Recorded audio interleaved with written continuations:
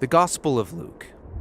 Luke investigated many of the earliest eyewitnesses of the life of Jesus and then composed this account. And the story begins up in the hills of Jerusalem, the place where Israel's ancient prophets said that God himself would come one day to establish his kingdom over all the earth.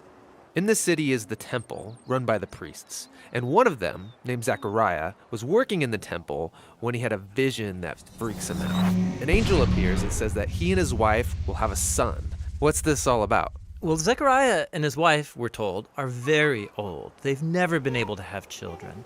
And Luke's setting up a parallel here with Abraham and Sarah, the great ancestors of Israel, because they too were very old and could never have kids. Yet God gave them a son, Isaac, which is how the whole story of Israel began.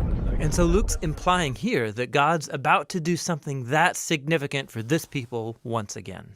The angel tells Zechariah to name the son John.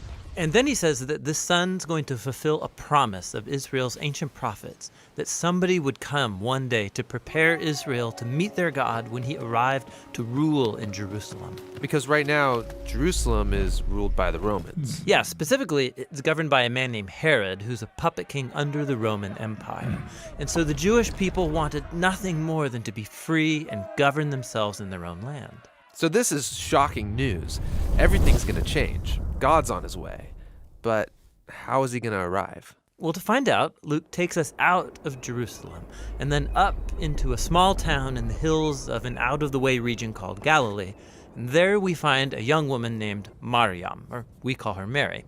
She was engaged to be married. And then an angel appears to Mary, saying that she's going to have a son. She's supposed to name him Jesus, which in Hebrew means the Lord saves. And he will be a king like David, who will rule over God's people forever. And then Mary asks, okay, well, how is this possible? Because I'm a virgin. And she's told that the same Holy Spirit that brought life and light out of darkness in Genesis chapter 1 is going to generate life inside her womb. God is about to bind himself to humanity through the conception and the birth of the Messiah. And so Mary goes from some backwoods no-name girl to the future mother of the king? Exactly. In fact, she sings a song about how this reversal of her own social status points to a greater upheaval to come. Through her son, God's going to bring down rulers from their thrones and exalt the poor and the humble. He's going to turn the whole world order upside down.